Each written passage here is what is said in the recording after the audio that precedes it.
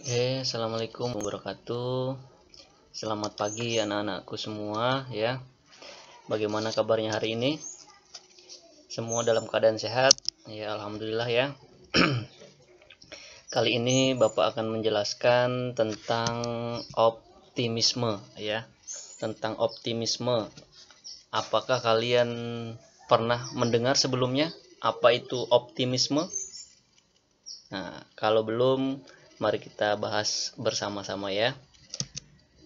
Ya, ini sedikit gambaran tentang profil Bapak ya.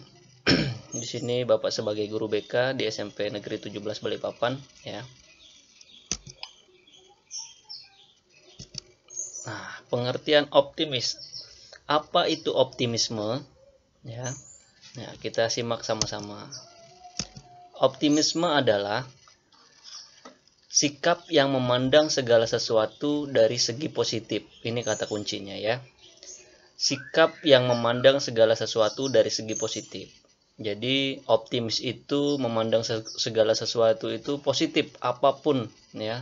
Apapun permasalahannya, apapun yang dihadapi, dia tetap berpikir positif.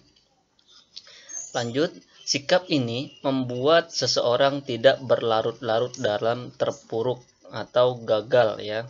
Larut-larut terpuruk dalam kegagalan.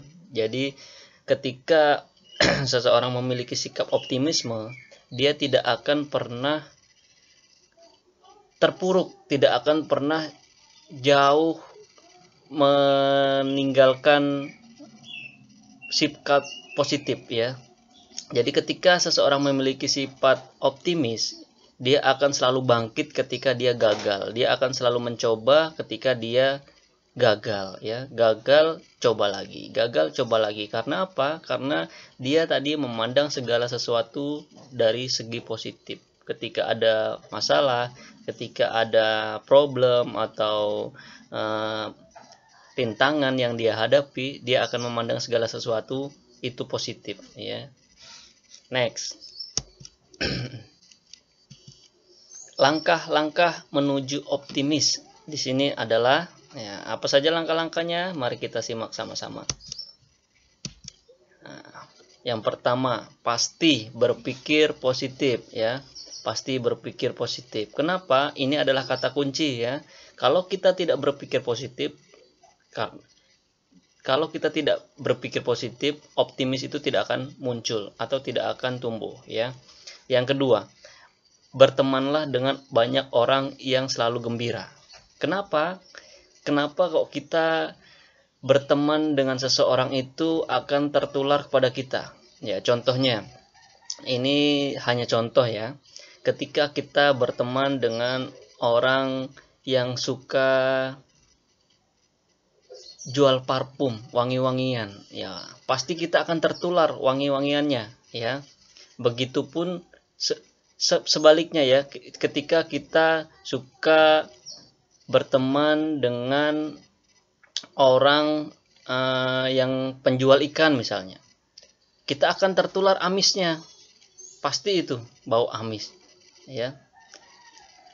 Ketika kita berteman dengan penjual ayam, pasti kita bau ayam ya. Tidak mungkin kita berteman dengan penjual ikan bau wangi. Ketika kita berteman dengan penjual ayam bau ikan, ya kan tidak mungkin ya. Itu ya. Jadi semuanya itu saling berkaitan. Bukan berarti penjual ikan, penjual ayam atau penjual minyak wangi itu tidak baik. Semua baik ya, apapun pekerjaannya ya. Yang saya maksud, berteman itu akan membawa kita kepada siapa kita berteman ya. Contoh, kita berteman dengan orang yang suka beribadah, yang rajin beribadah, selalu ke masjid bagi yang beragama Islam, selalu mengaji, pasti kita akan tertular ya. Begitupun ketika kita berteman dengan orang yang tidak pernah sholat, bagi yang beragama Islam ya, yang bagi yang non tidak pernah ibadah, pasti kita akan ikut-ikutan tertular ya. Jadi siapapun teman kita, itulah kita ya. Bukan berarti kita tidak boleh berteman. Kita boleh berteman dengan siapa saja, tapi kita harus tahu batasan-batasannya, ya. Jadi kata kuncinya berteman dengan banyak orang yang selalu gembira. Selalu gembira ini dia tidak mudah menyerah, tidak mudah sedih ketika ada masalah. Dia selalu tegar, selalu bangkit dalam menghadapi masalah tersebut, ya. Yang ketiga, bacalah buku tentang motivasi. Bacalah buku tentang motivasi. Apapun bukunya, ya. Yang penting tentang motivasi, ya. Boleh kata-kata mutiara, kalimat-kalimat yang positif, boleh, ya. Pokoknya baca-baca, jangan baca yang tidak penting, ya. Baca status, baca story, ya, baca Facebook yang tidak jelas, atau Twitter, atau lagi TikTok, ya. Sekarang lagi marak ini TikTok di mana-mana, banyak TikTok, bahkan sudah di luar nalar manusia, ya. Kita sering diperbudak oleh handphone, ya, bahaya. Next, bersikaplah menerima resiko. Yang keempat, ya. Yang keempat, bersikaplah menerima resiko. Kenapa bersikap menerima resiko? Karena apapun keadaannya, apapun hasilnya, kita harus siap, ya. Contoh, ketika kita ujian, kita bisa mengerjakan atau tidak, itu tergantung kita, ya. Yang penting kita sudah berusaha, berpikir positif, banyak belajar, berdoa, apapun hasilnya kita serahkan pada Yang Maha Kuasa, ya. Jangan sampai nanti hasilnya jelek atau tidak sesuai yang kita harapkan, kita tidak bisa menerimanya, ya. Jadi bersikaplah menerima risiko apapun yang terjadi, ya. Karena kalau tidak bisa menerima risiko, contoh ketika sudah belajar mati-matian, sudah belajar siang malam, ternyata ada yang tidak beres, akhirnya nilainya kurang atau nilainya tidak sesuai, bahkan di bawah standar, tidak tuntas. Nah, padahal saya sudah belajar, kenapa kok saya tidak tuntas nilai saya? Nah, kira-kira kenapa? Ya, jangan menyalahkan keadaan, ya. Introspeksi diri, ya. Ini tadi bersikap menerima risiko. Oh, ternyata ada yang salah dengan diri saya. Oh, ternyata cara belajar saya salah. Contoh belajar yang salah, mungkin besok ulangan baru malamnya belajar. Itu tidak baik, ya. Jadi belajar itu setiap hari, biarpun hanya 5 menit, 10 menit, atau setengah jam, tidak apa-apa, yang penting setiap hari. Daripada besok ulangan, sekarang belajar, nah itu yang salah, ya. Dari pagi sampai malam belajar, besoknya ulangan. Akhirnya apa? Pusing, kepala pengap, penat, akhirnya blank. Ketika ujian tidak bisa mengerjakan, ya. Yang kelima, next, bertakwalah kepada Allah Subhanahu wa taala. Bertakwa kepada Allah Subhanahu wa taala, ya. Bagi yang beragama Islam, ya. Jadi kita sudah belajar. Yang tadi pertama berpikir positif, ya. Habis itu berteman dengan orang yang selalu bergembira, membaca buku tentang motivasi, bersiap menerima risiko, dan bertakwa kepada Tuhan Yang Maha Esa, ya. Jadi semua itu tidak ada gunanya kalau kita tidak bertakwa, ya. Artinya apa? Kita selalu mohon, selalu memuja kepada Allah Subhanahu wa taala, ya. Nah, itulah langkah-langkah menuju optimis. Next. Ya. Selanjutnya, manfaat memiliki sikap optimis. Apa sih manfaatnya? Nah, kita simak bersama-sama. Lebih panjang umur. Kenapa? Nah, kenapa kira-kira lebih panjang umur? Ya, karena orang yang suka memandang segala sesuatu dengan positif, itu pikirannya selalu tenang, ya. Jadi ketika ada masalah dia selalu pikiran positif. Jadi pikirannya tenang.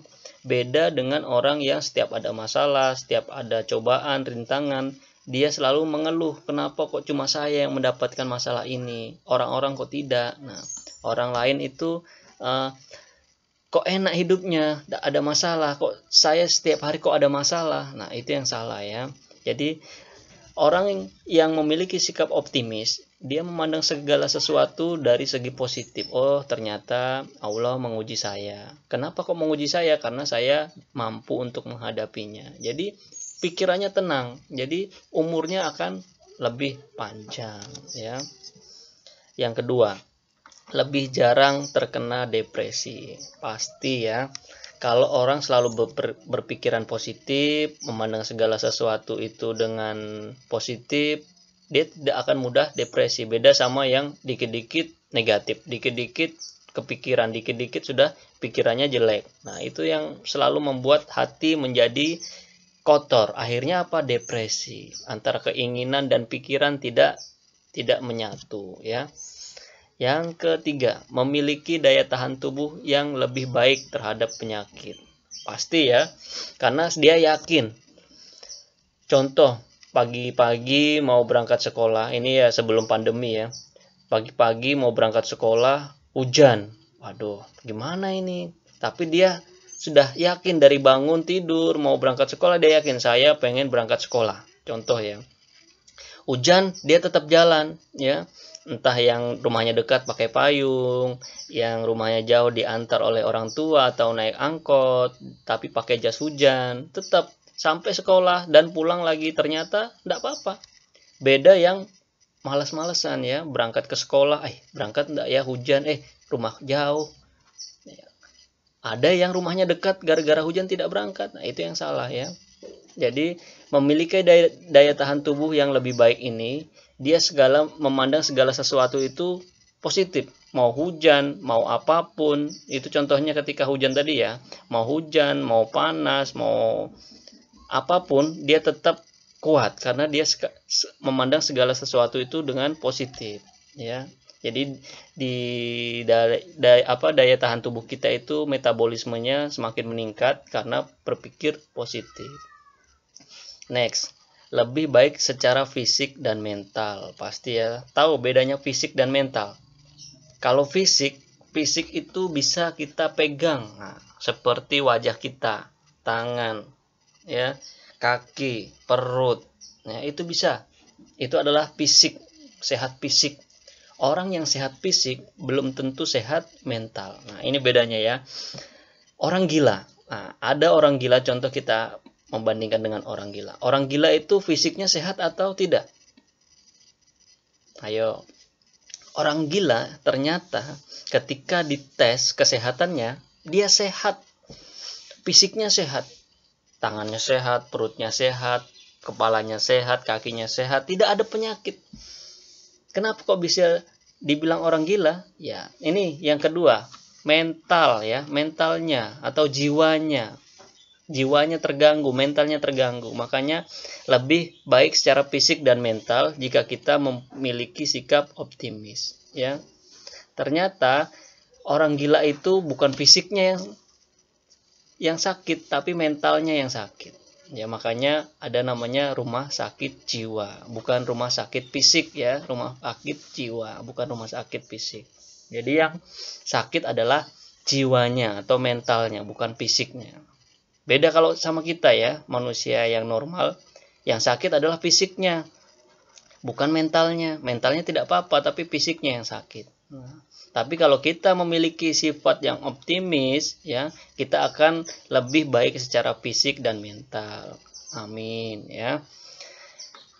Next, mampu mengatasi kesulitan dan menghadapi stres. Otomatis ya, ketika dia memiliki sifat optimis, dia menghadapi kesulitan, rintangan apapun yang dia hadapi, dia akan tegar ya, sehingga tidak mudah stres. Oke ya. Next,